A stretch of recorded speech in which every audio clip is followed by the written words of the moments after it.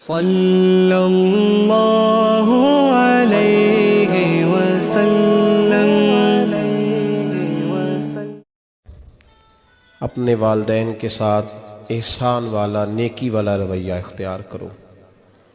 اس آیہ مقدسہ پر بہت سارے لوگوں نے بہت کچھ کہا ہے، لیکن علامہ سید محمود آلوسی اندلسی رحمۃ اللہ علیہ نے فرمایا موبائل فون سائلنٹ کر دیں، اور یہ جو ویڈیو بناتے تھک جاتے ہیں دوست موبائل فون والے، یہ میرا خیال ہے ویڈیو والے بھائی سے ہی کوئی رابطہ شابطہ کر لیں تو تھکاوٹ نہیں ہوگی، بنی بنائی مل جائے گی۔ تصویریں اتنا زیادہ ضروری نہیں جتنی ہم نے ضرورت بنا لی ہے، بس ٹھیک ہے ضرورت کے تحت ٹھیک ہے، اتنا زیادہ اس پہ فوکس نہ کریں ورنہ اصل کام رہ جاتا ہے۔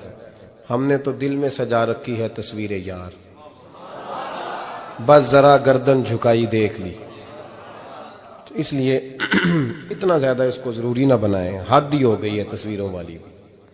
میں تو گزارش کرتا رہتا ہوں کہ اشتہار بھی بغیر فوٹو کے چھپے تو زیادہ اچھا لگتا ہے، اور میری یہ بھی رائے رہتی ہے کہ تھوڑا نام لکھا جائے، محمد اجمل قادری سے بھی لوگوں کو پتہ چل ہی جائے گا کون صاحب آ رہا ہے۔ ہمارے اشتہار پہ کچھ ایسے القابات لکھے ہوتے ہیں جن کا عام آدمی کو ترجمہ بھی نہیں آتا ہوتا، تو ایسی چیزیں پرنٹ کرنے کی کیا ضرورت ہے؟ تھوڑے القابات کے ساتھ سادہ کام کریں، سادگی میں ہمیشہ حسن ہوتا ہے، اور جو سادگی ہوتی ہے وہ ملاوٹ سے پاک ہوتی ہے۔ اللہ تعالیٰ آپ کو بہترین، بس بیٹھ جائیں اپنی جگہ پہ بھائی، تشریف رکھیں سارے سنگی، اور میری طرف توجہ کریں۔ بچہ کوئی اٹھے تو اسے پیار سے بٹھا دیں۔ میں ذرا ٹھنڈی ٹھنڈی تقریر کرنے والا ہوں، تو چلو اثر کرے نہ کرے سن تو لے میری فریاد، نہیں ہے داد کا طالب یہ بندہ آزاد، اور سبحان اللہ بھی صرف آپ نے اللہ کی رضا کے لیے کہنی ہے، یہ بھی یاد رکھیں۔ کبھی کسی مولوی، نعت خواں اور کسی کی توجہ کر کے سبحان اللہ نہ کہیں، ورنہ آپ کو ثواب نہیں ہوگا، صرف اللہ کی رضا کے لیے۔ اور میرے لیے یہ بھی کافی ہے کہ آپ چپ کر کے بھی سنیں تو مجھے اس کا بھی بڑا فائدہ ہے، سننا بہرحال آپ کے لیے بہتر ہے، اس پہ ضرور سنیں۔ میں چھوٹا آدمی ہوں لیکن کچھ باتوں سے بڑا پریشان ہو جاتا ہوں۔ جب لوگ کہتے ہیں نا جس کا ایمان ہے وہ پڑھے، تو جو بیچارہ ٹینشن میں بیٹھا ہے، سوچ کہیں اور چلی گئی ہے، وہ بے ایمان تو نہیں نا؟ تو کیوں اس قسم کے جملے ہم بولتے ہیں جن کی شریعت ہی ہمیں گنجائش نہیں دیتی، اجازت نہیں دیتی کہ جس کا ایمان ہے وہ ہاتھ کھڑا کر لے؟ تو جس نے تازہ بائی پاس کرایا دل کا، وہ ہاتھ کھڑا کرے گا تو مر جائے گا بیچارہ، اس کو حکم ہے کہ وہ نیچے رکھے۔ یہ جذبہ ہے، ضرور ہونا چاہیے۔ ہاتھ کھڑے دیے ہی اللہ رسول نے اپنے لیے ہیں تو ہونا ضرور چاہیے، لیکن اس کو اتنا فرض نہیں سمجھنا چاہیے۔ ماحول میں بہت زیادہ، اور ایک اور بڑا ایشو ہے ہماری محفلوں میں، وہ نوٹ پھینکنے کا ہے۔ کیا ضرورت ہے؟ نذرانے کا یہ سٹائل نہیں، نہ یہ کام کریں۔ میلاد کی محفل میں آ کے بھی غریب آدمی پریشان رہتا ہے، وہ کہندا میرے کو دتھی ہوندی تو میں بھی اگے بہندا، لہذا پیچھے بو لوگ کے دتھی جو کوئی نہیں۔ اس لیے میلاد کی محفلوں میں بھی جو 50,000 روپیہ دیتا ہے اس کی صدارت ہوتی ہے، اس کا کوئی مطلب نہیں۔ یہ جو اسٹیج ہے نا جس پہ آپ لوگ ہمیں دیکھ رہے ہیں، تو میرے جیسے لوگ آ گئے ہیں تو خرابی ہوئی ہے، ورنہ تو یہ پیر میرے علی شاہ کا اسٹیج ہے، ورنہ جو محدث اعظم مولانا سردار احمد صاحب کا اسٹیج ہے۔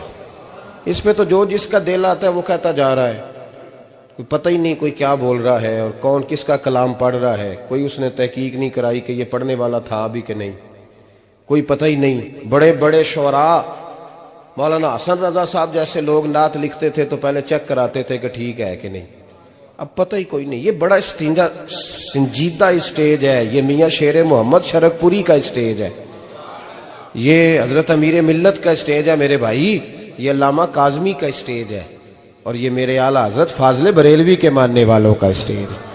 اس میں کوئی ایسی حرکت نہ کریں، اور کبھی بھی محفل کو کمرشل نہ بنائے۔ زندگی میں یاد رکھ لیں اللہ رسول کی بارگاہ میں بھی جانا ہے۔ لوگ آ کے شکوہ کرتے ہیں فلانا مولوی پیسے مانگتا ہے، تو میں نے کہا وہ اس لیے مانگتا ہے کہ آپ دیتے ہیں۔ آپ مارکیٹ بند کر دیں تو بندے سارے صحیح ہو جائیں گے۔ یہ مانگنے والے کی غلطی نہیں، یہ ریٹ لگانے والوں کی غلطی ہے۔ جو چیز مارکیٹ میں بکے نہ وہ بننی بند ہو جاتی ہے۔ تو کیوں آپ لوگوں نے ایسے لوگ پرموٹ کیے جنہوں نے نعت بیچی 10,000 کی، تلاوت بیچی 10,000 کی، معاذ اللہ تقریر بیچی، کیوں ایسے لوگ پرموٹ کیے؟ کرو مدح اہل دول رضا، پڑے اس بلا میں میری بلا، میں گدا ہوں اپنے کریم کا اور میرا دین پارا ہے نہ نہیں۔ اور یہ یاد رکھ لو زندگی میں، اس کی کو تھوڑی اور کم کر دیں جی، اللہ آپ کو جزا دے، برکت دے۔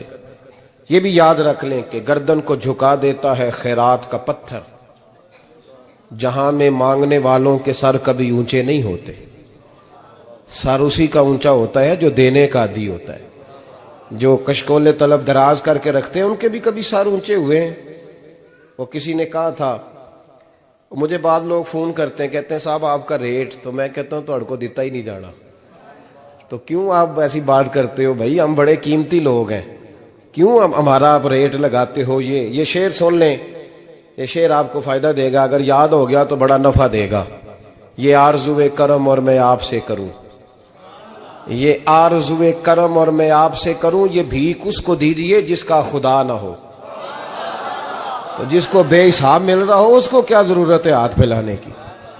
یہ بھیک اس کو دیجئے جس کا، ایک طرف نعرہ لگتا ہے کون دیتا ہے دینے کو، دوجے پاس آندے نے دیا جے 20,000، اور ظالمہ ان پہ آندہ سے نبی پاک کو لینے نے۔ نذرانہ کوئی تحفہ دے تو لینا سنت ہے، لیکن یہ جو سٹائل ہے نا کہ طے کرنا، اور پہلے ماڑے بندے دی پہنچتے محفل بھی کوئی نہیں رہ گئی، وہ بھی آندہ کمیٹی نکلے گی تو جلسہ کران گے، ایڈا مہنگا جلسہ، اس کی پہنچ میں تو محفل بھی کوئی نہیں، غریب آدمی تو اب ترس گیا ہے نعت سننے کو بھی، اس لیے کہ اس کا بھی ریٹ ہے۔ باز آئیں اس چیز سے۔ ہمارا اعلیٰ حضرت فاضل بریلوی رحمت اللہ علیہ تیل لینے چلے گئے دکان پہ، دکاندار کو بوتل دی تیل والی، بھر کے دے دو، اس نے بھر کے دی تو اعلیٰ حضرت نے فرمایا کتنے پیسے؟ اس نے کہا جی ویسے تو 5 آنے کی ہے، آپ ہمارے عالم دین ہیں، آپ 3 آنے دے دیں۔ اعلیٰ حضرت نے پورے 5 دیے، فرمایا تو پورے رکھ، میں احمد رضا ہوں، میں اپنا علم 2 آنے کا نہیں بیچا کرتا، تو نے میرا 2 آنے ریٹ لگایا، آپ عالم میں تو 2 چھوڑ دیں۔ اس لیے سنجیدگی پیدا کریں یار، کوئی ضروری نہیں، کوئی سنتا ہے تو ٹھیک ہے، نہیں سنتا تب بھی ٹھیک ہے، جن کی پڑھ رہے ہو وہ تو سن رہے ہیں کہ نہیں، یہ کافی نہیں کہ جن کی پڑھ رہے ہو وہ سن رہے ہیں۔ اس لیے مہربانی فرمائیں، اس ماحول کو خاصا سنجیدہ کریں، اس پر خاص محنت کریں۔ اس لیے نہیں کہہ رہا بنانے کے لیے، مسجد میں بیٹھا ہوں باوضو ہوں، میرا دل نہیں مانتا جب میں اسٹیج پہ آؤں تو کوئی بندہ نعرہ لگائے، کیوں بھائی؟ کچھ ضروری ہے؟ بوڑھا آدمی بیچارہ بیمار بیٹھا ہے اور عشاء کا وقت کا وہ آیا ہوا ہے، اور نبی پاک صلی اللہ علیہ وسلم نے فرمایا سفید بالوں کی عزت اسی طرح ہے جس طرح تم نے اپنے اللہ کی عزت کی ہے۔ یہ بخاری مسلم کی حدیث ہے۔ فٹافٹ کھڑے ہو جاؤ جی پیر صاحب آگے، پیر صاحب ٹائم نہ لاؤں دے آؤ، کیوں یہ کام کرتے ہیں؟ کچھ بھی نہیں ہوتا، جو عزت کرتا ہے اس کا پتہ ہوتا ہے دل سے کر رہا ہے، بیٹھا رہنے دے لوگوں کو، کوئی فرق نہیں۔ یہ بڑی خوبصورتی پیدا کریں، آپ ماحول کو صحیح کریں، آپ کے جلسے کئی گنا زیادہ بڑے ہو جائیں گے انشاءاللہ تعالی۔ اور میری آخری گزارش، تمہیدی بات کر رہا ہوں، وہ یہ ہے کہ محفلوں کی ترتیب لگائیں۔ جو قاری صاحب نے عشاء کے فوراً بعد تلاوت کی انہوں نے بھی قرآن ہی پڑھا تھا، وہ بے قاعدہ کیوں تھی؟ پھر جو دوبارہ 1.5 گھنٹے کے بعد باقاعدہ شروع ہو گئی تو وہ قرآن پاک نہیں تھا؟ کہتے ہیں ان باقاعدہ شروع ہونے لگی ہے، کیا مطلب ہے اس کا؟ باقاعدہ محفل عشاء کے بعد شروع کریں، ٹائم دیں، نعت خواں کو وقت دیں، اور دعا کا ٹائم لکھیں۔ آپ میرے پاس کبھی آئیں، ہزاروں کا جلسہ ہوتا ہے ہمارا، لیکن ہم 1.5 گھنٹے سے زیادہ محفل کرنا مناسب ہی نہیں سمجھتے، اس لیے کہ اگر فجر سویرے تنگ ہو جائے تو ساری رات جلسے کا مقصد کیا ہوا؟ اور مختصر بات کریں گے خیر الکلام ما قل و دل، تو وہ بڑی بہترین رہے گی۔ سنجیدگی لائیں، تاکہ جس آدمی نے سویرے کام پہ جانا ہے وہ 10 کے آوے کہ میں چلا 8 بجے محفل شروع ہونی ہے تے لو 9:45 میں تھوڑے کول ہوواں گا انشاءاللہ، تاکہ باقی کا کام بھی کر لیں۔ یہ ماحول، یہ میں گزارشات کر رہا ہوں، اپیل کر رہا ہوں۔ چلے اللہ کرے میں بے عمل آدمی ہوں، میری زبان سے نکلی بات کسی پہ اثر کر جائے، یہ آپ سنجیدگی پیدا کر کے دیکھیں، انشاءاللہ یہ رش زیادہ ہو جائے گا آپ کے پاس اور برکت ہوگی اس بات کی۔ وبالوالدین احسانا، والدین کے ساتھ احسان کرو۔ علامہ سید محمود آلوسی اندلسی رحمۃ اللہ علیہ صاحب تفسیر روح المعانی فرماتے ہیں، آپ فرماتے ہیں اللہ کریم نے کہا والدین کے ساتھ احسان کرو، اس کا ترجمہ کیا ہے؟ آپ فرماتے ہیں اس کا مطلب یہ ہے کہ جتنی کوئی بندہ نیکی کرے اگر اس کے مطابق نیکی کر دی جائے تو وہ بدلہ ہوتی ہے، اور اگر تھوڑی بڑھا کے کی جائے تو وہ احسان ہوتی ہے۔ فرمایا رب کریم فرماتے ہیں اس طرح کرو، ذرا سوچ لو بچپن سے لے کر آخر تک جہاں تک تم موجود ہو تمہارے ماں باپ نے تمہارے ساتھ کیا کیا ہے، اگر اس سے بڑھا کے کرو گے تو اس کا مطلب ہے تم نے احسان کیا ہے۔ ماں باپ جو ہوتے ہیں نا، ٹھنڈی چھاؤں، میٹھی زندگی. ماں ان پڑھ بھی ہو نا تو کم از کم یونیورسٹی ہوتی ہے، اور باپ اگر بالکل انگوٹھا چھاپ بھی ہو نا، کسی کالج میں، مدرسے میں، ادارے میں نہ پڑھا ہو، تو بیٹے کے حق میں جن چیزوں کی ضرورت ہوتی ہے وہ ساری اللہ باپ کو عطا کر کے بھیجتا ہے. ماں باپ کو نا کچھ علم لدنی اللہ دیتا ہے کہ بچوں کے لیے کیسے آگے بڑھنا ہے. ماں باپ ایک حسن ہے معاشرے کا. رب تبارک و تعالیٰ کی دیکھیں نا، اللہ اکبر، دنیا میں کسی کی محبت جانچنی ہو نا تو محبت کی تمثیل دی جاتی ہے. وَتِلْكَ الْأَمْثَالُ نَضْرِبُهَا لِلنَّاسِ، اللہ لوگوں کے سمجھنے کے لیے مثالیں بیان فرماتا ہے. اللہ تبارک و تعالیٰ نے جب اپنا آپ سمجھانا چاہا نا، توجہ ہے میری بات پر، جب مالک نے اپنا آپ سمجھانا چاہا تو میرے رب نے ماں باپ کی مثال بیان فرمائی. رب ارحمہما کما ربیانی صغیرا، یا اللہ ان دونوں پہ رحم فرما. اور یہ لفظ رب یہاں دو معنی میں آیا ہے، علماء بیٹھے. رب کا معنی ہوتا ہے تدریجن پالنا، کہ یا اللہ ان دونوں پہ رحم فرما جنہوں نے مجھے رب بن کے پالا. یعنی مطلب کیا، یہاں ربوبیت کا معنی پالنے کے معنی میں، تدریجن پالنا. میرے نبی پاک صلی اللہ علیہ وسلم نے فرمایا اللہ تم سے 70 ماؤں سے زیادہ محبت فرماتا ہے. یہ امام سیوطی نے در منصور میں روایت لکھی ہے. اچھا بھائی، اللہ نے بھی مثال ماں کی بیان فرمائی. فرمایا گھر جا کے اپنی اماں کو دیکھ لو، اماں تم سے کتنا پیار کرتی. بس اس پیار کو تولنا شروع کر تو 70 ماؤں سے بھی زیادہ رب تم سے محبت فرمانے والا ہے. ماں کے سینے میں نا، دیکھیں نا، ایک بچی ہوتی ہے BA، وہ اس نے کر لیا، اس کی اماں روز کہتی ہے بیٹے سویرے اٹھا کر. ساس کے پاس جائے گی تو وہ کہے گی کہ اس کی اماں نے سویرے اٹھنا سکھایا ہی نہیں. اور بیٹی کہتی ہے اماں جدو جاواں گی ویکھی جائے گی. اچھا اس کی شادی ہو گئی، اس کی ساس نے آہستہ آہستہ شکوے شروع کر دیے، خامن سے کہنے لگی تو اس کو اٹھاتا ہی نہیں سویرے. وہ بھی کہتا ہے کمرے میں جا کے اماں شکوہ کرتی ہے تو اٹھتی نہیں. اور بچی لاڈلی تھی، وہ نہیں تھی اٹھتی ٹائم پہ. زندگی کے 22 سال 23 سال وہ سویرے نہیں اٹھی، وقت پہ نہیں اٹھی. مثال دے رہا ہوں. پھر اسی بیٹی کو اللہ نے ایک بیٹا عطا کر دیا. صبح 100 آواز اس کی اماں دیتی تھی پر اس کی آنکھ نہیں کھلتی تھی. لیکن اسی بیٹی کا بیٹا سحری کے وقت ہلکا سا روتا ہے. ساری دنیا سوئی ہے پر اماں اس کی فٹافٹ جاگتی ہے، فٹافٹ جاگتی ہے. ایک آدمی تھا تو اس کی بیوی انتقال کر گئی اور اس نے طلاق دے دی. 10-11 سال کا اس کا بیٹا تھا، اس نے دوسری شادی کر لی. ایک دن اپنے بیٹے سے کہنے لگا بیٹے وہ سگی اماں ٹھیک تھی یا یہ والی ٹھیک ہے؟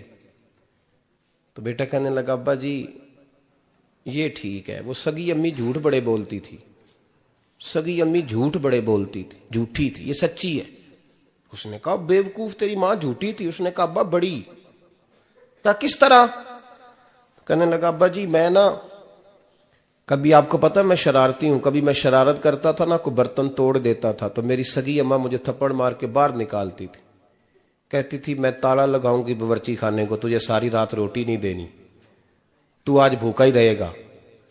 بالکل نہیں دینا، ساری رات نہیں دینا. بڑے دعوے کرتی تھی، قسمیں اٹھاتی تھی، پر بڑی جھوٹی تھی.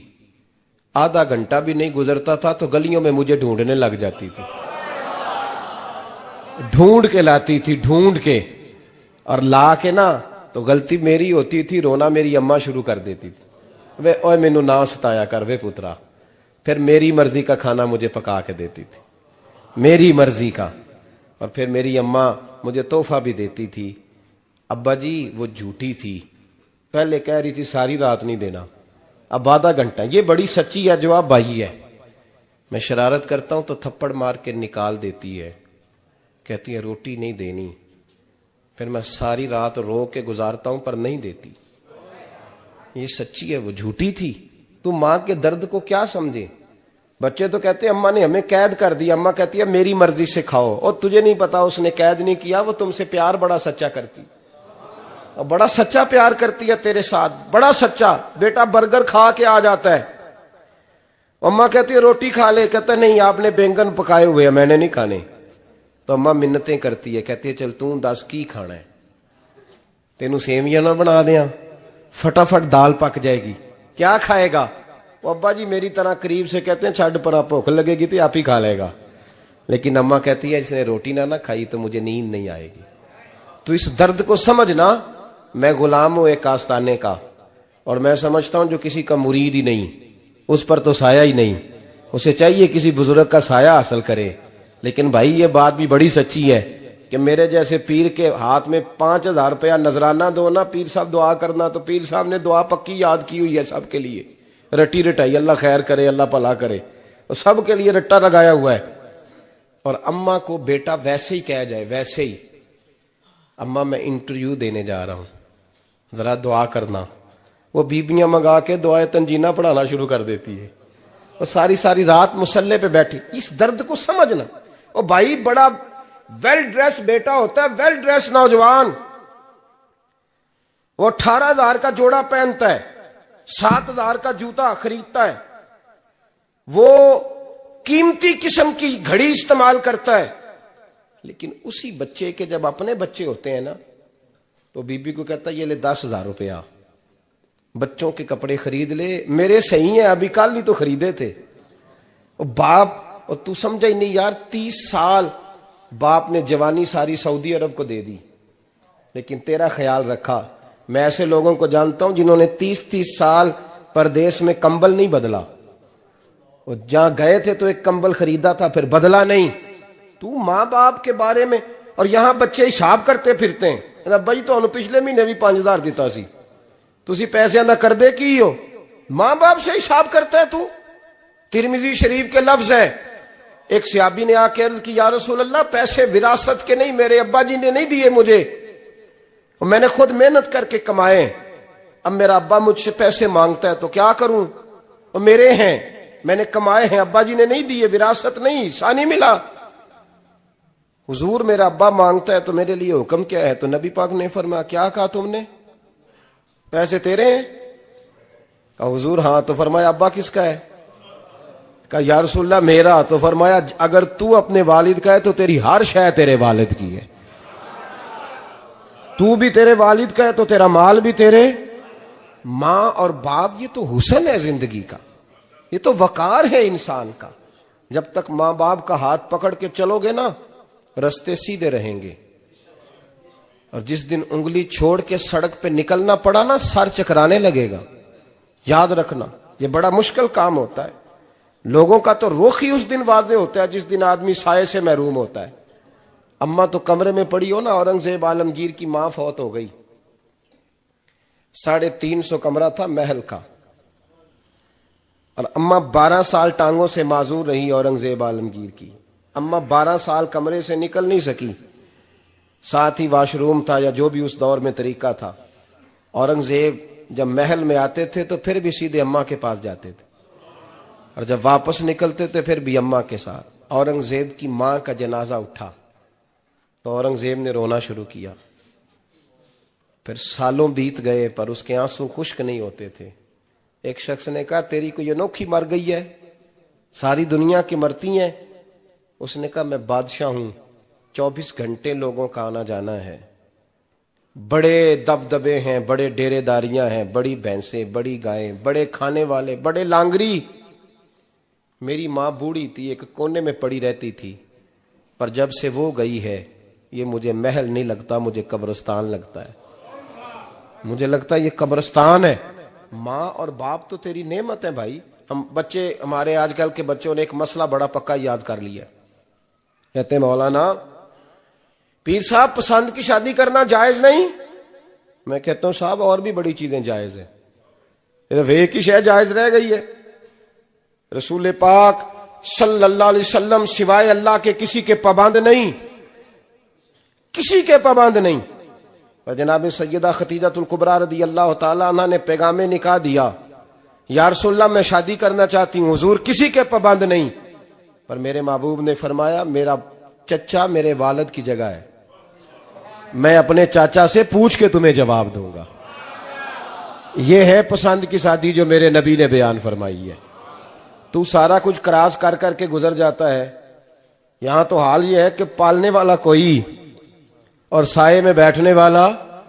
باغ تیرے دی کر کر راکھی میں ساری عمر گزاری, تو جدوں اے پھل پکن تے آیا تے لے گئے ہور بپاری. اور بیٹا گزرتا ہے اماں کے دروازے کے آگے سے, اماں کے دروازے کے آگے بیٹا امرود لے کے آیا ہے 6 کلو. توجہ ہے میری بات پر؟ ادھر دیکھیں جی, چھوڑیں تھوڑی دیر ہماری سنیں. وہ امرود لے کے آیا 5-6 کلو, تو اماں کے دروازے کے قریب سے گزر گیا رات کو. تو کمائی کھانے کا ٹائم آیا نا, تو گزر گیا. تو وہ وزیر اعظم سے ڈرتا ہے نا, تو جا کے بی بی سے کہتا ہے بی بی کے حقوق دینا بھی رسول اللہ کی سنت ہے. لیکن یہ کیا بات ہوئی, تو نے بیوی اور ماں کا مقابلہ شروع کرا دی ہے؟ سمجھ تو صحیح, یہ تیرے لیے کعبے کی جگہ ہے اور تو بیوی کے لیے کعبے کی جگہ ہے. اسے بھی سمجھنا چاہیے, غور کرنا چاہیے. 5 کلو امرود لے کے تو ماں کے کمرے کے قریب سے گزر گیا ہے. بی بی کو جا کے کہتا ہے چل آدھا کلو اماں کو بھی دے آ, اس کے کون سے دانت ہیں. تو پلیٹ میں ڈال کے وہ لائی ہے. تو سمجھا ہی نہیں, تو نے غور ہی نہیں کیا.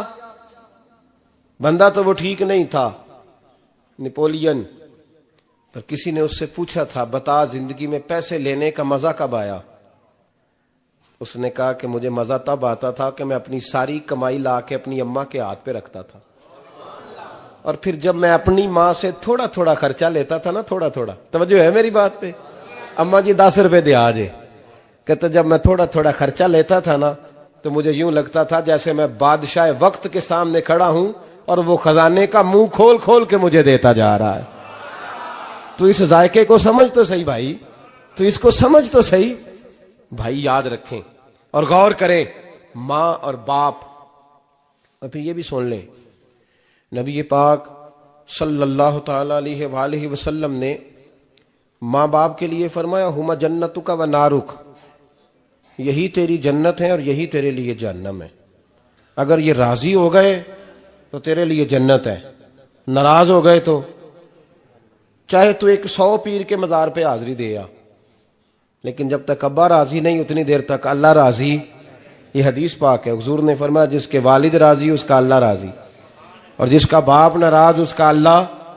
ہاں بے شک. اب یہ حدیث ہے نا, تو سارے ولی ایک طرف بیٹھ جائیں, کہیں یا اللہ بخش دے مرید کو, لیکن اگر ابا کہے یا اللہ نام معاف کرنا, تو اللہ ان اولیاء کی نہیں مانتا, والد کی مانتا ہے. اس لیے بلے شاہ آسمانی اڈدیاں پڑھنا ہے, جیڑا گھر بیٹھا انہوں پڑھیا ہی نہیں. بھائی یاد رکھو, ماں باپ سے پیار کرو, ان کی خدمت کرو, ان کے پاس بیٹھا کرو, اور ماں باپ کو ٹائم دیں, وقت دیں, چند گھڑیاں ان کے پاس بیٹھیں. آپ یقین کریں ابا جی سے آپ مشورہ کر لیں, صرف مشورہ, مرضی بے شک اپنی کریں, لیکن اس مشورے میں آپ کو اتنا سایہ ملے گا کہ زندگی میں کبھی ناکامی نہیں ہوگی. پر اسی سجن دی مننی ابے دی نہیں مننی. وہ پھٹے پہ جو نلائق ہماری طرح کا بیٹھا ہے اس سے مشورہ لینا ہے, والد سے نہیں لینا. باپ کے پاس بیٹھیں, اس سے مشورہ لیں. میرے ابا جی کسان تھے, میں نے اپنی زندگی میں ڈھیروں چیزیں اپنے باپ سے سیکھی ہیں, درجنوں چیزیں سیکھی ہیں. میرے والد بڑے خوددار تھے, مزاج میں عجیب سی خودداری تھی. کوئی بندہ کبھی حال پوچھ لیتا تھا نا کہ حالات کس طرح کے ہیں, تو فرماتے تھے بھائی اگر بتانا ہوا تو اپنے اللہ کو بتاؤں گا. الحمدللہ بڑا فضل ہے. میں نے ان کے ہاتھوں پہ ہمیشہ چھالے دیکھے, ہمیشہ چھالے, لیکن ان کا ہاتھ کبھی کسی دنیا دار کے سامنے پھیلتا ہوا نہیں دیکھا. لوگ مجھے کہتے ہیں آپ کس پیر صاحب کے صاحبزادے ہیں, تو میں کہتا ہوں میں اس پیر کا صاحبزادہ ہوں جس نے محنت کر کے حلال کی کمائی کھائی ساری زندگی. یہ لوگ پیر نہیں ہوتے, یہ مرشد نہیں ہوتے, اور میں نے درجنوں چیزیں سیکھی ان سے. تو سیکھنے تو بیٹھ, تجھے ہزاروں چیزیں ملیں گی. بھائی اپنی زندگی میں ماں باپ کی طرف دیکھو, سب سے ضروری کام ہے انہیں وقت دو. اماں کے او بھائی بڑا مشکل ہے دنیا داروں سے تعریف کرانا, تے اماں دے کول تے ایویں 2 منٹ راتی بھئی نہ آکھی اماں پیر کٹے نہ رضائی جو تیرے گھٹ چھڑا, تے اماں کہندی جا میرا پتر تھکیا آیا ہے تو سو جا کے, میں کدو کام لگی سا, میں کدو حال وان ڈئی سا, جا سو جا کے. بس یہ کاروائی ہے, تو نے 2 منٹ کے لیے کہہ دیا, سویرے پورے محلے میں تیری اماں کہے گی اللہ میرے پتر ورگا پتر سارے نو دے, راتی آندا ہے تے مینوں گھٹ کے سوندا ہے, اللہ گھٹیا کوئی نہیں سویا بھی کاروائی پائی سوں, لیکن وہ سب کو بتاتی ہے. تو بھائی اتنی قیمتی چیز اور تو چھوڑ کے میں کبھی جلسے سے دیر سے آتا تھا نا, اب تو جاتا نہیں زیادہ جگہوں پہ, کوشش کرتا ہوں کہ چلو ماحول کے مطابق, تھوڑا خشک آدمی ہوں تو ہر جگہ سیٹ نہیں ہو پاتا, اس لیے کم جاتا ہوں. تو کبھی رات کو آتے تھے نا دیر سے, میری اماں جی شوگر کی مریض تھیں, تو میں چھوٹے بھائی کو فون کرتا تھا کہ اماں جی سو گئے, کہنے سو گئے.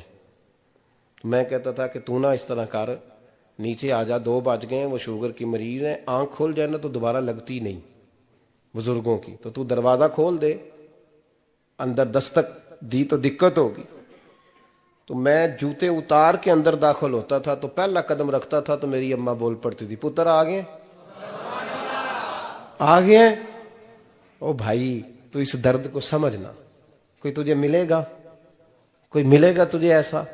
اب میں دور دراز بھی چلا جاتا ہوں, ان کی زندگی میں نہیں جا پایا, کہتے ہیں ہم نے نہیں جانا, گھر میں رہنا ہے, اس کیف کو سمجھ لے, اس دولت کے قریب ہو جا. حضرت ابو ہریرہ رضی اللہ تعالیٰ عنہ فرماتے ہیں میری اماں بوڑھی تھیں, میں ان کی خدمت کرتا تھا. باپ کی خدمت اور ماں کی خدمت سب کے حصے میں نہیں آتی, یہ رب جسے محبوب رکھتا ہے اسے یہ موقع عطا کرتا ہے. خوش نصیب ہے جسے بوڑھا باپ ملے اور وہ نوکری کرے, خوش قسمت ہے جس کو بیمار ماں ملے اور وہ نوکری کرے.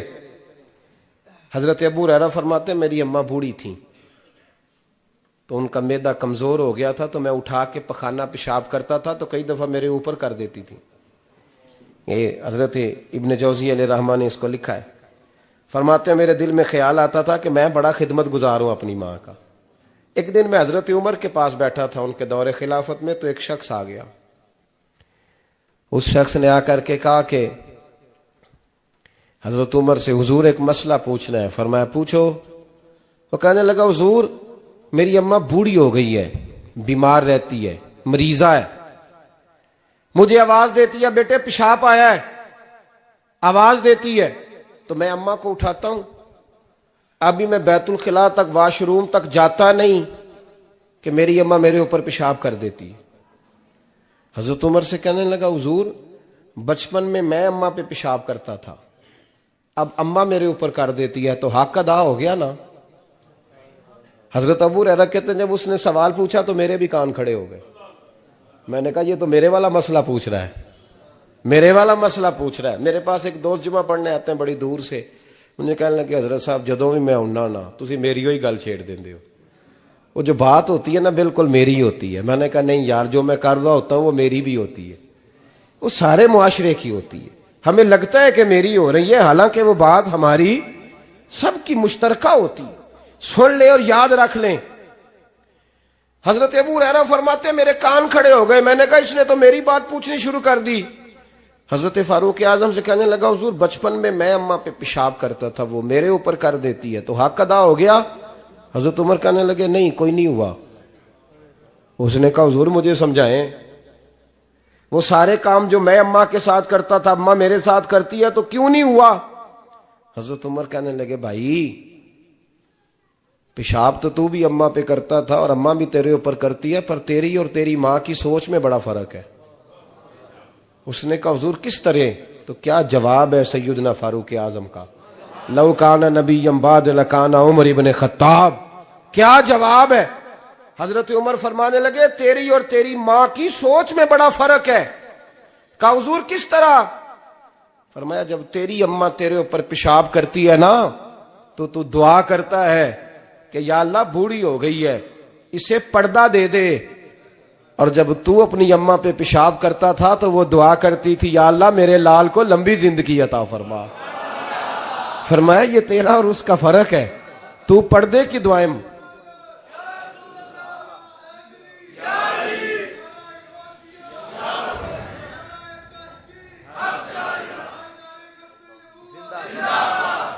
سنے عزیزو, کہا جب تیری اور تیری ماں کی سوچ میں, اور نبی پاک صلی اللہ علیہ وسلم نے فرمایا ہے جتنے بھی گناہ انسان کرتا ہے نا اللہ کریم سزا کو روک دیتا ہے, قیامت میں سزا دے گا. اور جو ماں باپ کا نافرمان ہے نا اس کو دنیا میں بھی سزا ملے گی. جو ماں باپ کا نافرمان ہے اسے دنیا میں بھی. آپ یقین کریں بچے تھوڑا سا پڑ جاتے ہیں بیچارے تو ماں باپ سے کہتے ہیں ابا جی تسی پرانے دور دے ہو تانوں کی پتا ہوئے اور تجھے پتہ ہی نہیں بھائی تجھے خبر ہی نہیں یہ پرانے دور کے نہیں تو بیوقوفوں کے دور کا ہے تو سمجھ یہ کوئی تعلیم ہے. اکبر الہآبادی نے کہا تھا ہم ایسی لاکھوں کتابیں قابل ضبطی سمجھتے ہیں ضبط کرنے کو دل کرتا ہے. ہم ایسی لاکھوں کتابیں قابل ضبطی سمجھتے ہیں جن کو پڑھ کے بیٹے باپ کو خبتی سمجھتے ہیں. بات ہے کرنے والی. ماں اور باپ اتنا بڑا درجہ ہے. اور بھائی سن لو اور اس بات کو یاد رکھنا دنیا میں سیابی ہونے سے بڑی ولایت کوئی نہیں. سارے ولی غوث کتب ابدال مل کے بھی سیابی کے قدموں کی خاک تک کو نہیں پہنچ سکتے. لیکن حضرت اویس کرنی سیابی نہیں بن سکے صرف اپنی اماں کی وجہ سے پیچھے رہے. محبوب نے فرمایا تو وہاں رہ کے ماں کی نوکری کر تیرا نبی تجھ سے راضی ہے. اتنا بڑا کام انہوں نے چھوڑ دیا حضور کی ظاہری زیارت نہیں کر پائے اور تو کہتا ہے میں فلانے پیر صاحب کے آستانے پہ ہوتا ہوں اماں بڑے بھائی کے پاس ہوتی ہے میں جاتا ہوں تنظیموں کے ساتھ جماعتوں کے ساتھ اور اماں فلانے کے ساتھ. یہ کیسی بات ہوئی یہ کس طرح کا مسئلہ ہوا. جو تیری ڈیوٹی ہے اس ڈیوٹی کو پہلے ادا کر نوکری کو پہلے کر فرائض کا ادائیگی پہلے کر. تو فرض چھوڑ کے نفل کے پیچھے جا رہا ہے اس کام کو پہلے سر انجام دے. میرے نبی پاک صلی اللہ علیہ وسلم نے فرمایا والدین کے نافرمان کو دنیا میں سزا ملتی. حضرت مالک بن دینار رحمت اللہ تعالی علیہ فرماتے ہیں مجھے اللہ نے 60 حج کرنے کی توفیق عطا فرمائی. کتنے بول کے بتائیں. جس بندے کے پاس اتنے پیسے ہوں کہ حج پہ جا سکے آ سکے اور جتنے دن رہنا ہے گھر والوں کو خرچہ دے سکے اس پر حج کرنا فرض ہے. پتہ ہے آپ کو اس پہ حج کرنا. اس لیے بیان کر رہا ہوں کہ حج کی درخواستیں جا رہی ہیں. ہم پتہ کیا کہتے ہیں ہم کہتے ہیں بچے بڑے ہوں گے شادی کروں گا پھر جاؤں گا. یہ کس نے فتویٰ دیا ہے یہ کس سے آپ نے پوچھا ہے. وہ جب بڑے ہوں گے ان کی شادی کی چیز اس وقت آپ پہ فرض ہوگی. ابھی جو فرض ہے اس کو ادا کریں. اور یہ ترمذی شریف کی حدیث ہے یاد رکھ لیں. نبی پاک صلی اللہ علیہ وسلم نے فرمایا جس پر حج فرض تھا اس نے کیا نہیں بغیر حج کیے مر گیا یا یہودی ہو کے مرے گا یا عیسائی ہو کے مرے گا. اتنا بڑا حکم ہے حج کے حوالے سے لیکن لوگ انتظار کرتے رہتے ہیں پتہ نہیں کس چیز کا. جب آپ کو اللہ موقع دے ہمت دے تو پہلی فرصت میں یہ فریضہ ادا کریں. یہ ضروری کام ہے. حضرت مالک بن دینار فرماتے میں نے 60 حج کیے. ایک حج کے موقع پر میں نے بڑا رش دیکھا لاکھوں کا اجتماع ہوا. میری باتوں کی سمجھ تو آ رہی ہے نا آپ دوستوں جو نہیں بول رہے انہیں بھی آ رہی ہے نا. اللہ جزا دے. کہتے ہیں لاکھوں کا مجمع تھا تو میرے دل میں خیال آیا میں نے کہا اے اللہ اتنے لوگ آئے ہیں ان کا حج قبول بھی ہوا ہے کہ نہیں. فرماتے ہیں میں سوچ رہا تھا تو رات کو نا خواب میں نے کسی کہنے والے کو کہتے ہوئے سنا کہ سب کا قبول ہو گیا ہے. بلخ کا رہنے والا محمد بن ہارون بلخی ہے اس کا حج قبول نہیں ہوا. فرماتے ہیں شہروں کے علیحدہ علیحدہ خیمے لگتے تھے. اب بھی آپ حج کرنے جائیں تو پاکستانیوں کی رہائشیں علیحدہ ہوتی ہیں انڈین کی علیحدہ بنگلہ دیش کے علیحدہ مصری یمنی سب لوگ علیحدہ علیحدہ رہائشیں ہوتی ہیں جھنڈے لگے ہوتے ہیں ملکوں کے. کہتے ہیں میں نے سویرے اٹھ کے ڈھونڈنا شروع کر دیا. ڈھونڈتا ہوں وہ بندہ ملے. کہتے ہیں جہاں بلخ شہر کے لوگ رہتے تھے وہاں چلا گیا تو میں نے لوگوں سے پوچھا تم میں محمد بن ہارون بلخی کون ہے. لوگ کہنے لگے وہ تو بڑا نیک آدمی ہے پرہیزگار ہے بڑے بولے بالے بڑے اللہ والے ریاض آپ کو بس ہم ہی جانتے ہیں.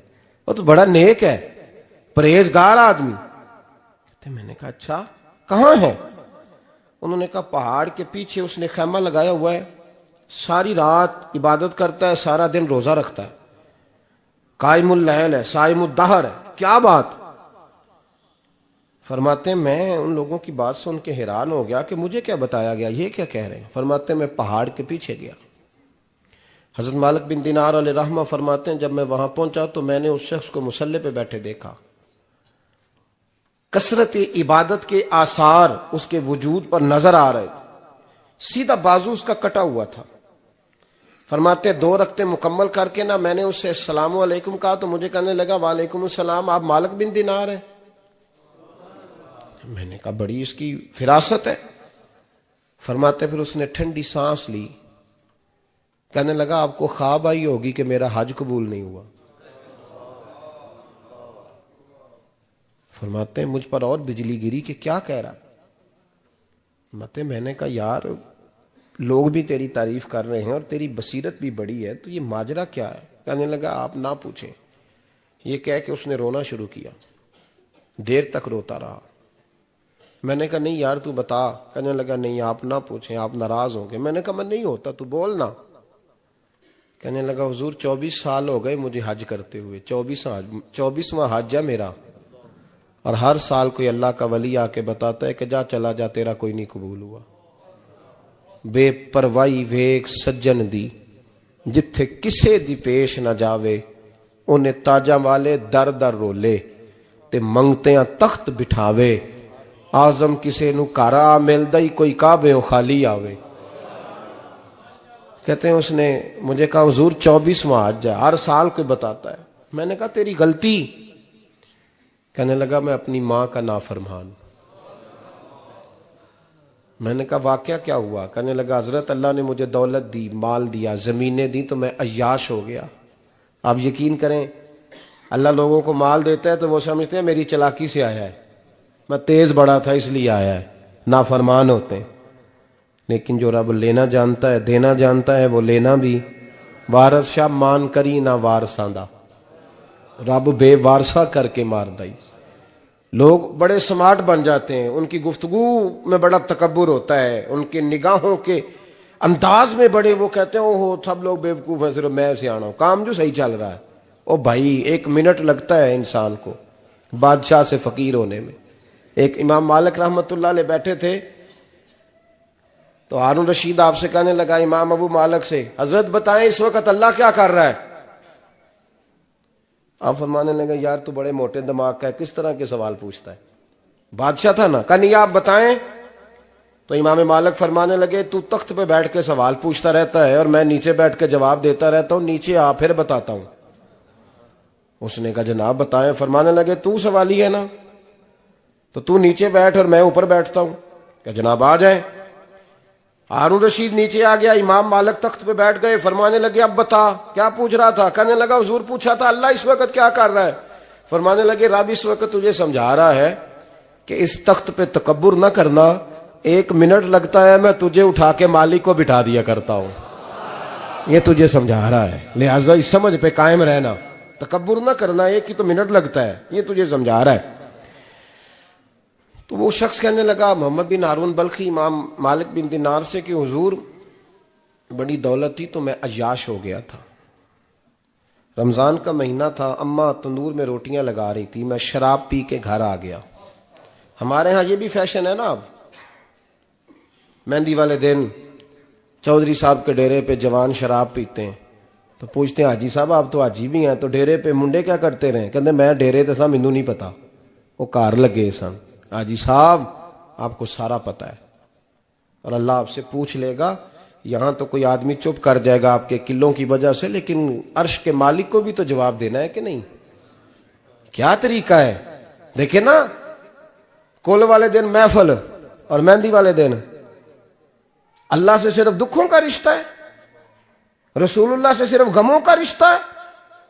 اگر تو نے ڈھول ڈمکا شور شرابہ کیا ہے شادی والے دن تو کول والے دن بھی بجا، تیرا پتہ چلے، جنازے پہ بھی بجا. کیا تماشا ہے؟ مذہب صرف رسم ہے، ضرورت ہے. کوئی مر گیا تو قرآن پاک کھول لو، باقی جو مرضی کرو. حج بھی کیتی جاندے ہو، لو بھی پیتی جاندے ہو، کھو کے مال یتیماں دا پیج مسیتی جاندے ہو، پھٹ دلاں دے سیندے نہیں، ٹوپیاں سیتی جاندے ہو، نفس تے چھری پھیر دے نہیں، بکرے کیتی جاندے ہو، فرض پلائی بیٹھے ہو، نفلا نیتی جاندے ہو. او دسو تے سی بلے نو اے کی کچھ کیتی جاندے ہو، او دسو تے سی بلے شاہ نو کی کچھ کیتی جاندے ہو. کوئی طریقہ ہے؟ کول شریف پہ مولوی صاحب تشریف لائیے گا ابا جی کے کول ہیں تو میں تو کہتا ہوں بجا نہ بینڈ باجے والا آج بھی، تیرا پتہ چلے. کہ یہ دو کام کیسے ہوتے ہیں؟ تو کس طرح دو کشتیوں کا سمجھ نہیں آتی بات کی. میں تو جاتا ہی نہیں بینڈ باجے والی شادی پہ. میں کہتا جب کو مردی پڑھا لو. نے کہا ہم سے نہیں دو کام ہوتے. اللہ روزی دینے والا ہے, ایک ہی کرتے ہیں. دو رنگی چھوڑ کے یک رنگ ہو جا, سراسر موم ہو جا یا سنگ ہو جا, موج کرو. ہم اس چکر میں پڑتے ہی نہیں. ہم وہ راستہ ہی چھوڑ دیتے ہیں جو ہماری طبیعت کے مطابق نہیں ہوتا. بس ختم ہو گئی بات. اس لیے غور کریں اور یاد رکھیں اس بات کو. امام مالک بن دینار رحمت اللہ علیہ فرماتے ہیں مجھ سے کہنے لگا پیسے آئے تو میں عیاش ہو گیا. رمضان کا مہینہ تھا. عصر کے بعد میری اماں افطاری کی تیاری کر رہی تھی. میں گیا, میں نے کہا شراب پی ہوئی, اماں روٹی دے. تو اماں کہنے لگی شرم کر, شرم کر, روزہ رکھا نہیں تو جنہوں نے رکھا ہے ان کا تو خیال کر. کہتے اماں کی بات کا مجھے غصہ لگا. میں کہا کرتا ہوں بد نصیب ہے وہ بیٹا جس کا باپ اس سے بات کرتے ہوئے ڈرتا ہے کہ پتہ نہیں کہاں سے بولے گا. بد نصیب نہیں وہ بیٹا جس کی ماں اس سے بات کرتے ہوئے سہم جاتی ہے کہ پتہ نہیں کون سی بولی بولے گا. بد نصیب نہیں کہ ماں باپ بھی جس سے کھول کے بات نہ کر سکیں.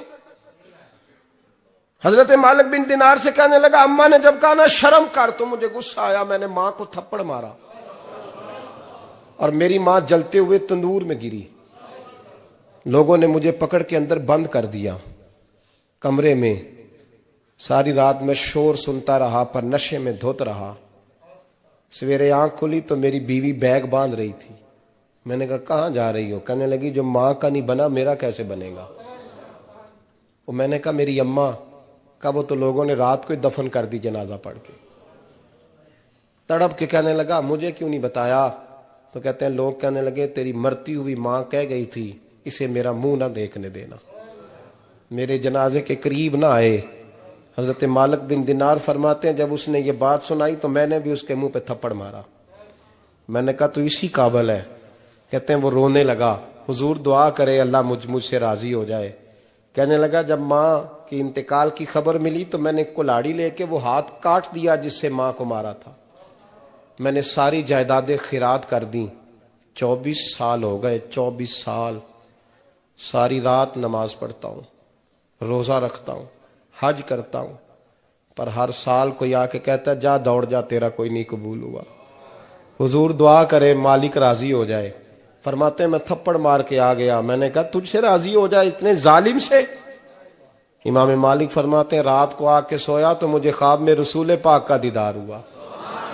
تو نبی پاک علیہ السلام نے فرمایا مالک تو اسے مایوس کیوں کر آیا ہے, اللہ تو بڑا مہربان ہے. کہا حضور ماں کے نافرمان کو معافی کیسے ملے گی؟ تو امام مالک فرمانے لگے نبی کریم نے فرمایا جا اسے جا کے بتا دے تجھے قیامت میں تیری ماں کی وجہ سے بخش دیا جائے گا. کہا حضور اماں کی وجہ سے کس طرح؟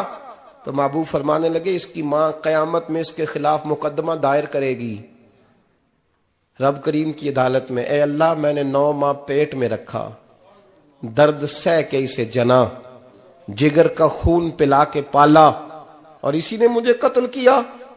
رب کریم اس کی ماں کا مقدمہ سن کے کہے گا اٹھاؤ اس کو دوزخ میں پھینکو, اس نے ماں جلائی تھی اسے بھی جلاؤ. محبوب فرمانے لگے جب پکڑ کر کے مالک اس کو محمد بن ہارون کو لوگ لے جائیں گے نا جہنم کی طرف, ابھی فرشتے گھسیٹیں گے ہی تو پلٹ کے پھر اماں کی طرف دیکھے گا اور دوسری دفعہ پھر گھسیٹیں گے تو پلٹ کے دیکھے گا اور تیسری دفعہ پھر پلٹ کے کہے گا اماں یہ مجھے جلانے لگے, اماں یہ جہنم میں پھینکنے لگے. میرے حبیب فرمانے لگے وہ جل کے مرنے والی ماں وہاں بھی بول پڑے گی, کہے گی یا اللہ چل میں نے معاف کیا تو بھی معاف کر دے. اے اللہ میں نے معاف کیا تو بھی معاف کر دے, اللہ تو معاف کر دے اسے, اللہ تو اس سے درگزر فرما, اسے معاف کر دے. میرے محبوب پاک علیہ السلام فرماتے ہیں رب کریم کہے گا اس نے تجھے جلایا, تو کہے گی اللہ یہ تو بیٹا تھا اس نے جلا دیا, میں ماں ہوں میرے سامنے جلے تو میں کیسے برداشت کر سکتی ہوں. فرمایا اس نے جلا کے مارا تھا پر اسی ماں کی وجہ سے رب کریم اسے جنت عطا فرمائے گا. پلٹا جا کے ماں کے پیروں میں بیٹھ, جا سویرے ان پڑھ باپ سے دعا کرایا کر, جا بالکل انگوٹھا چھاپ باپ سے صبح دعا کرایا کر, دیکھ رب کریم تیرے لیے رحمتوں کے دروازے کھول دے گا۔ اور آخری بات یہ بھی سن لیں، ماں باپ کے انتقال کے بعد رشتے ختم نہیں ہوتے، رشتے ختم کیا دعا مانگتے ہو نماز میں؟ ربنا اغفر لی، اس کا مطلب ہے ماں باپ تو ہے نا، وہ جو اولاد بچپن میں چلی جائے گی نا، نابالغی میں چھوٹے بچے، وہ قیامت میں ماں باپ کی سفارش کریں گے۔ ماں باپ کے انتقال کے بعد بھی اعلیٰ حضرت فاضل بریلوی نے 12 حقوق لکھے ہیں ماں باپ کے فتاوی رضویہ میں۔ فرمایا ان کے دوستوں سے دوستی رکھ، انہوں نے جو وعدے کیے تھے وہ وعدے پورے کر، اگر ان کے ذمہ قرضے ہیں تو ادا کر، اور اگر تیرے ماں باپ جو نیکیاں کرتے تھے وہ نیکیاں جاری رکھ۔ اور امام جلال الدین سیوطی نے شرح الصدور میں لکھا ہے زمین پہ رہ کے غلط کام نہ کرنا، ورنہ فرشتے قبر میں جا کے تیرے ماں باپ کو کہیں گے تو کتنی بری اولاد پیدا کر کے آیا۔ اور فرمایا تو دنیا میں رہ کے اچھے کام کر، چاہے دعا مانگ چاہے نہ مانگ، فرشتے قبر میں جا کے کہیں گے کیا بات ہے تمہارے بیٹے کی، کیسا لال پیدا کیا ہے، دنیا خیر سے بھر دی ہے۔ اور بھائی مجھ سے کوئی بندہ پوچھے نا کہ ماں باپ کو اصالہ ثواب کا سب سے بہترین طریقہ، تو میں کہتا ہوں بیٹے نمازی ہو جاؤ۔ کیا کر؟ تاکہ ہر نماز کی آخری رکعت میں تو کہے ربنا اغفر لی۔ نماز اللہ کی، ذکر ماں باپ کا، اللہ نے رکھ دیا ہے ربنا اغفر لی، ہر نماز کی ہر آخری رکعت میں ختم شریف پڑھا جائے گا۔ اور نماز کے اندر پڑھیں گے انشاءاللہ تعالی، پڑھیں گے نماز انشاءاللہ، وعدہ نہیں کرا رہا۔ داڑھی کس کی سنت ہے؟ نہیں، جنہ نہیں رکھی ہو بولو، جنہ رکھی ہو تو بولن ڈائے نے۔ کس کی سنت ہے؟ تو سرکار کے غلاموں نے رکھنی ہے، کسی اور نے رکھنی ہے؟ غلام کہتے ہیں ابھی ہم نیک ہی نہیں، نیک ہوں گے تو رکھیں گے۔ وہ خدا کے بندو، نیک تو ساری زندگی بندہ نہیں ہوتا۔ کبھی کسی نے دعویٰ کیا ہے ولی غوث کتب نے کہ اب میں بالکل گناہ نہیں کرتا، میں پاک صاف ہو گیا ہوں؟ کیا ہے کبھی؟ یہ شیطان کا وسوسہ ہے۔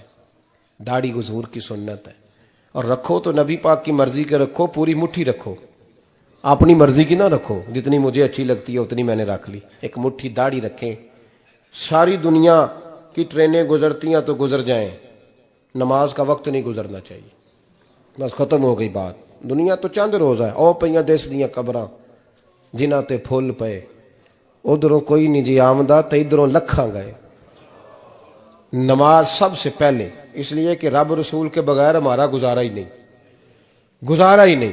نماز، قرآن پاک اور درود و سلام، یہ قضا ہونا ہی نہیں چاہیے، جو مرضی ہو جائے۔ اور ساتھ ساتھ سنت اور شریعت کا لحاظ کرنا سیکھیں۔ اور میری اپیل یہ ہے، ہر عمارت پہ غلاف نہیں چڑھتا، صرف خانہ کعبہ پہ چڑھتا ہے۔ ہر کتاب کا غلاف نہیں ہوتا، صرف قرآن پاک کا ہوتا ہے۔ ہر بی بی کا پردہ نہیں ہوتا، صرف مسلمان عورت کا ہوتا ہے۔ جو چیزیں پردوں میں ہوتی ہیں نا وہ مقدس ہوتی ہیں۔ اور بھائی ٹافی سے بھی ریپر اتار دو تو مکھیاں بیٹھنے لگتی ہیں، تو جو بی بی پہ پردہ ہوگی اس پہ بری نظریں نہیں جمیں گی۔ ڈیوٹی ہے آپ کی، بیٹیوں کو پردہ کرائیں، بہنوں کو پردہ کرائیں، ماؤں کو گزارش کریں۔ پردہ حسن ہے مسلمان کا۔ جس گھر میں پردہ رہتا ہے اس گھر میں اللہ کے فرشتے رحمت نازل فرماتے ہیں۔ یہ کوئی فیشن، کوئی طریقہ، کوئی مطلب ہی نہیں ان چیزوں کا۔ با پردہ کریں اپنے گھروں کو۔ دعا کرتا ہوں اللہ تبارک و تعالی میری اس حاضری کو قبول فرمائے، اللہ آپ سب کا آنا قبول فرمائے، اور جو کچھ میں نے کہا اللہ تبارک و تعالی ہمارے دلوں میں، ہماری روحوں میں اس جذبے کو جاگزی فرمائے۔ آخر دعوانا اللہ سلامت رکھ۔ اب کافی نہیں ہو گیا کام؟ اللہ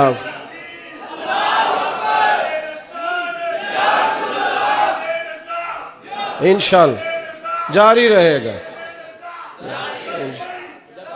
لبیک یا رسول اللہ،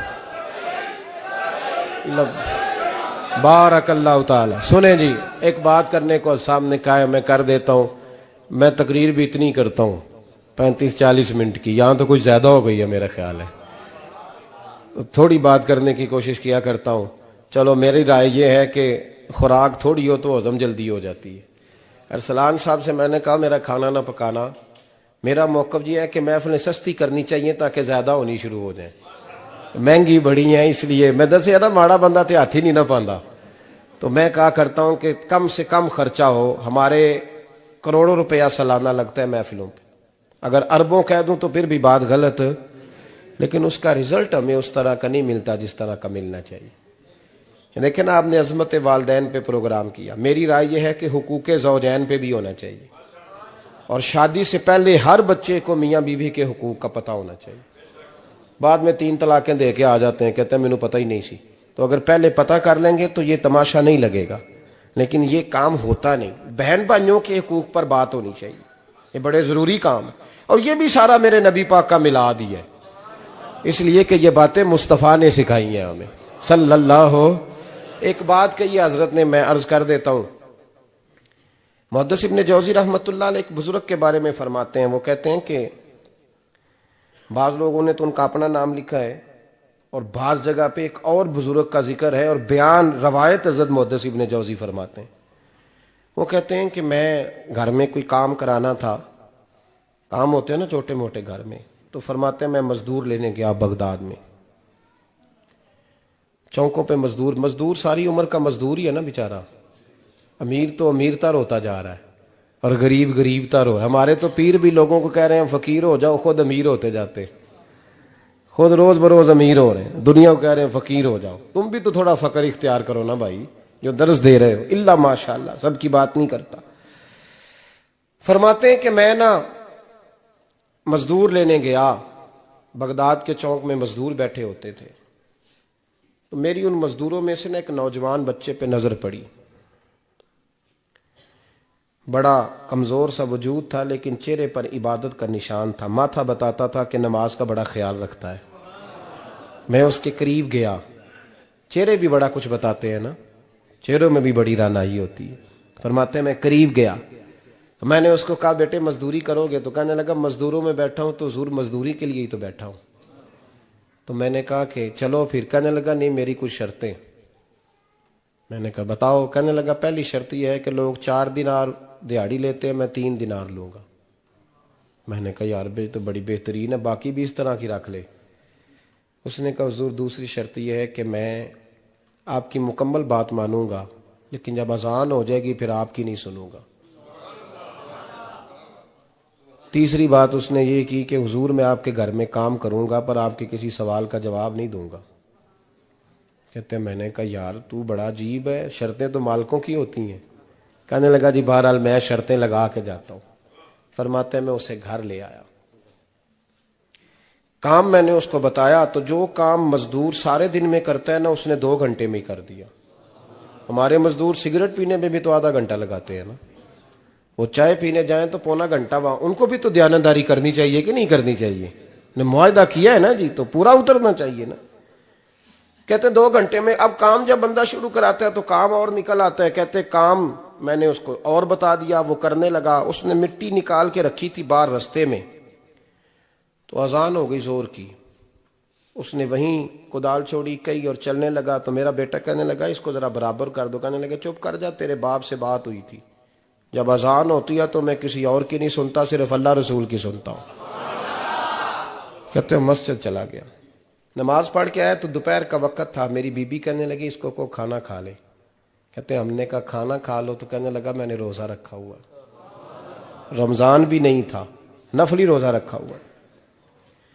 فرماتے ہیں شام ہوئی, میں نے 3 دینار دیے. تو میں نے کہا تیرا نام کیا ہے؟ کہنے لگا میں نے آپ سے کہا تھا میں کسی سوال کا جواب نہیں دوں گا. تو وہ چلا گیا. اگلے دن میں پھر لینے گیا اسے, کام کچھ اور نکل آئے. تو لوگوں نے بتایا وہ صرف ہفتے والے دن آتا ہے. میں نے کہا کیوں؟ کہنے لگے جی وہ کہتا ہے میرا ہفتے کا خرچہ 3 دینار ہے, جب 3 دینار کما لیتا ہوں تو باقی سارا ٹائم اللہ رسول کی ذکر میں گزار دیا کرتا ہوں. فرماتے ہیں جی اگلے ہفتے میں پھر لینے گیا. میں نے پورا ہفتہ انتظار کیا کہ کام اسی سے کرانا ہے. میں جب گیا تو میں نے کہا چلو. کہنے لگا میری شرطیں یاد ہے نا؟ اور میں نے کہا یاد ہے بھائی ساتھ چل. فرماتے ہیں کام کرایا. 2-3 ہفتے وہ آتا رہا. ایک ہفتے میں گیا تو لوگوں نے کہا حضور آج نہیں آیا. کیوں؟ کہنے لگے بیمار ہو گئے. کہاں گھر ہے؟ کہنے لگے بغداد کے قبرستان کے پیچھے.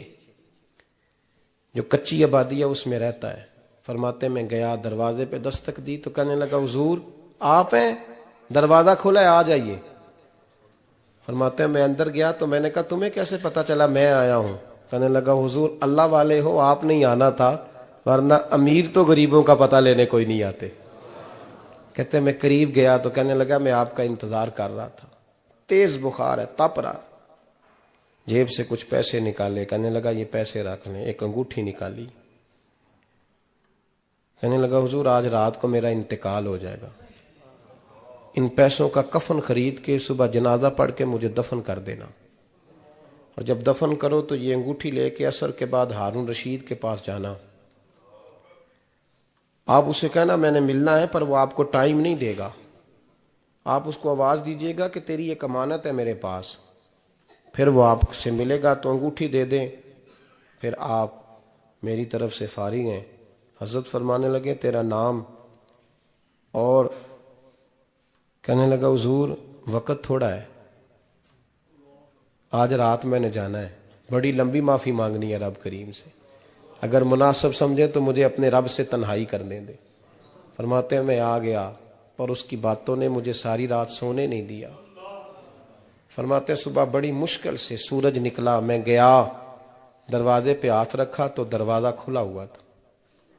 اندر داخل ہوا تو خوشبوئیں میرا استقبال کر رہی تھی. جب چہرے سے کپڑا ہٹایا تو اس کا تو انتقال ہو چکا, انتقال ہو چکا. ایسے ہے جیسے کسی کا دیدار کر کے سویا ہے. کہتے میں تو 2 آدمی لے گیا تھا جنازے پہ, پر پتہ نہیں دنیا کدھر کدھر سے آئی, کہاں کہاں سے. اکھاں جدو میٹیاں زمانہ مینو روے گا, اپنا تے اپنا بیگانہ مینو روے گا, اپنا تے اپنا. اور میاں صاحب نے کہا تھا بعد مرن دے مکھڑا میرا ہو جاوے جے تازہ, پھر سمجھ لینا محبوب میرے نے آن پڑیا جنازہ. اور کسی اردو کے شاعر نے کہا تھا میرے مرنے پہ ہر سو شور مچ جائے گا دیکھو گے, اللہ کو میرے مرنے پہ ہر سو شور مچ جائے گا دیکھو گے, کہنے الوداع سرکار خود تشریف لائیں گے. فرماتے ہیں میں تو 2 بندے لے گیا تھا, پر پتہ نہیں مخلوق کہاں کہاں سے آئی. جنازہ پڑا, دفن کیا. ہارون رشید کے پاس میں عصر کے بعد گیا, میں نے بلانا چاہا پر بادشاہ تھا, میری طرف دیکھا ہی نہیں. میں نے اس کو کہا تیری ایک امانت میرے پاس ہے. فرماتے ہیں وہ مجھے کونے پہ لے گیا, کیا بات ہے, کمرے میں بلایا, میں نے انگوٹھی دی. ہارون رشید تو چیخے مارنے لگا, کہنے لگا انگوٹھی والا کہاں ہے؟ میں نے کہا وہ تو انتقال کر گیا. کہنے لگا مجھے قبر پہ لے چل. کہتے میں قبر پہ لایا تو وہ لیٹ گیا, تڑپ کے رونے لگا. میں نے کہا میرا کلیجہ پھٹ جائے گا, نہ اس نے کچھ بتایا نہ تو نے بتایا, یہ کون تھا؟ تو ہارون رشید کہنے لگا یہ میرا بیٹا تھا. میں نے کہا تیرا بیٹا اور مزدور؟ کہنے لگا حضور یہ حضرت داؤد تائی کے پاس بیٹھا کرتا تھا, ان کا مرید تھا. مجھے روز کہتا تھا ابا تو نے بڑی دنیا کٹھی کر لی ہے, مرتے وقت تجھ سے ٹانگیں سمیٹی نہیں جائیں گی, اتنا حساب نہیں تو دے سکے گا. میں اس کو سمجھا دیتا, اس کی اماں سمجھا دیتی. یہ روز ہمیں کہتا چھوڑ دو آ جاؤ اللہ رسول کی بارگاہ میں جھک جائیں. ہم سمجھ. ایک دن یہ چلا گیا, کہنے لگا پھر تمہارا راستہ اور ہے اور میرا راستہ اور ہے. یہ سونے کی انگوٹھی غلطی سے اس کے پاس رہ گئی, غلطی سے ہیرے کی انگوٹھی چلی گئی. کہنے لگا دیکھو میرے بیٹے نے آج وہ بھی واپس کر دی ہے. پھر تڑپ کے کہنے لگا ہارون رشید تھا تو یہ میرا بیٹا, پر میرا مرشد نکلا, میرا پیر نکلا. بھائی زندگی تو بڑی تھوڑی ہے نا. بابا صاحب نے کہا تھا اٹھ فریدہ ستیا, اور داڑھی آ گیا پور, اگا نیڑے آ گیا, پچھا رہ گیا دور. اٹھ فریدہ ستیا خلقت ویکھن جا, متے کوئی مل جائی بخشیا تے تم ہی بخشیا جا. اٹھ فریدہ ستیا چاڑو دے مسیت, تو ستیں رب جاگدا تیری ڈاڈے نال پریت. میرا رب ہمیں بھی اپنی بارگاہ میں قبول فرمائے. آخر دعوانا ان الحمدللہ. صفا جس کی رنگت سے بے رنگ رنگے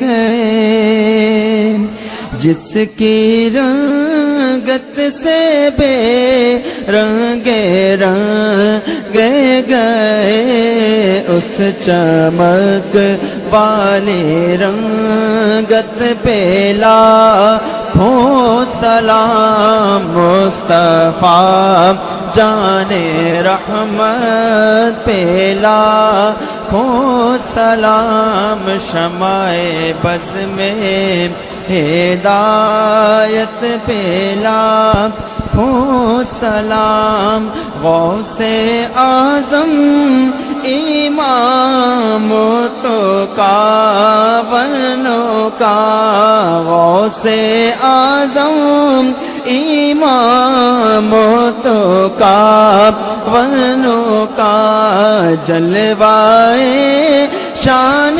قدرت پہ لاکھوں سلام جن کا منبر بنی گردن اولیاء جن کا منبر بنی گردن اولیاء اس قدم کی کرامت پہ لاکھوں سلام مصطفیٰ جان رحمت پہ لاکھوں سلام شمع بز میں ہدایت پہ کاش محشر میں جب ان کی آمد ہو اور بھیجے سب ان کی شوکت پہ لاکھوں سلام مصطفیٰ جان رحمت پہ لاکھوں السلام خدا کے لاڈلے اور پیارے رسول اور یہ سلام آج زانا او قبول. ایک دفعہ سورہ فاتحہ، 3 دفعہ سورہ اخلاص، اول آخر درود پاک پڑھے. اللہم صلی علی محمد الحمدللہ.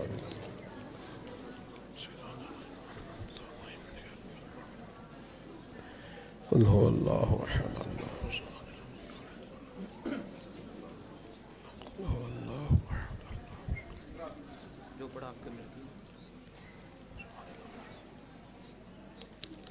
اللہم صلی علی سیدنا و مولانا محمد معدن الجود والکرم وآلہ وبارک وسلم. ربنا آتنا فی الدنیا حسنة وفی الآخرة حسنة وقنا عذاب النار. مولا جو کلمات خیر پڑھے اس محفل پاک میں جو ذکر اذکار ہوا اپنی بارگاہ ناز میں قبول فرما. تیرے پیارے حبیب سید عالم صلی اللہ علیہ وسلم کی بارگاہ عالی مرتبت میں پیش کرتے ہیں، اپنے فضل سے قبول فرما. حضور علیہ السلام کے والدین طیبین، آپ کے آبا و اجداد، تمام انبیاء کرام، تمام صحابہ، تمام اہل بیت، تابعین، تبع تابعین، علماء، محدثین، مفسرین، ائمہ مجتہدین، سلاسل طریقت کے بزرگان دین، اللہ جتنے مسلمان صاحب ایمان آج تک دنیا سے گئے سب کی بخشش مغفرت فرما. بالخصوص ارسلان صاحب کے والد گرامی اور خاندان کے دیگر تمام بزرگوں کی ارواح کو اصال ثواب ہے اپنے فضل سے قبول فرما. اللہ قبروں کو روشن فرما، ان کی آخرت کی منزلیں آسان فرما. نبی پاک علیہ السلام کی شفاعت کبریٰ انہیں نصیب فرما. اے اللہ قیامت کی سختیوں سے انہیں محفوظ فرما. آخرت کی ساری عزتیں نعمتیں انہیں عطا فرما. اے اللہ ہم سب کے اٹھے ہوئے ہاتھ اور جھکے ہوئے سر ان کے حق میں قبول فرما. ان سے درگزر والا معاملہ فرما، معافی اور بخشش والا معاملہ فرما. اے اللہ اس پورے خاندان کو برکتیں، رحمتیں، سعادتیں عطا فرما. ہم سب کے گناہوں کو معاف فرما، ہماری غلطیوں سے درگزر فرما. ہمیں علم نافع کی توفیق عطا فرما دے، عمل صالح کی توفیق عطا کر. مالک سجدوں کا ذوق دے دے، عبادتوں کا شوق دے دے، تلاوتوں کی لذت دے دے. اپنا بنا کے رکھ، اپنے محبوب کی غلامی نصیب فرما. مجھے سوز دے، مجھے ساز دے اور نیم شب کا نیاز دے. دم سجدہ خود کو میں توڑ دوں، مجھے ایسا ذوق نماز دے۔ میں تیری بہار کا پھول ہوں، میں کھلا بھی ہوں تو تیرے لیے، مجھے میری شاخ سے توڑ لے، مجھے اپنی زلف کا ناز دے، تڑپنے پھڑکنے کی توفیق دے، دل مرتضیٰ سوز صدیق دے۔ اے اللہ، عالم اسلام کے حق میں رحمت کے فیصلے فرما، برما کے مجبوروں کی مدد فرما، کشمیر اور فلسطین کے مظلوموں کی مدد فرما، پاکستان کو استحکام اور نظام مصطفیٰ صلی اللہ علیہ وسلم کی ٹھنڈی چھاؤں عطا فرما۔ قرب و جوار سے جتنے دوست بھی آئے ہیں سب کی دلی مرادیں پوری فرما۔ اے اللہ، بیماروں کو شفا دے دے، مقروضوں کو قرضوں سے رہا کر دے، تنگ دستوں کو فراخی رزق عطا فرما دے۔ رب اغفر وارحم وانت خیر الراحمین۔ اللہم انا نسألک العفو والعافیۃ فی الدین والدنیا والآخرہ، وصلی اللہ تعالی علی حبیبہ سیدنا و مولانا محمد وآلہ وسلم۔ تم پڑھ عالم فاضل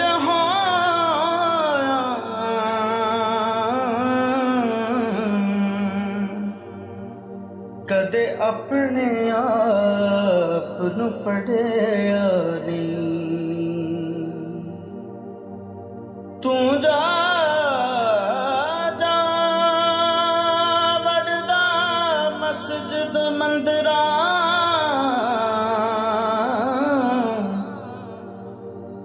تو جا جا وڑدا مسجد مندراں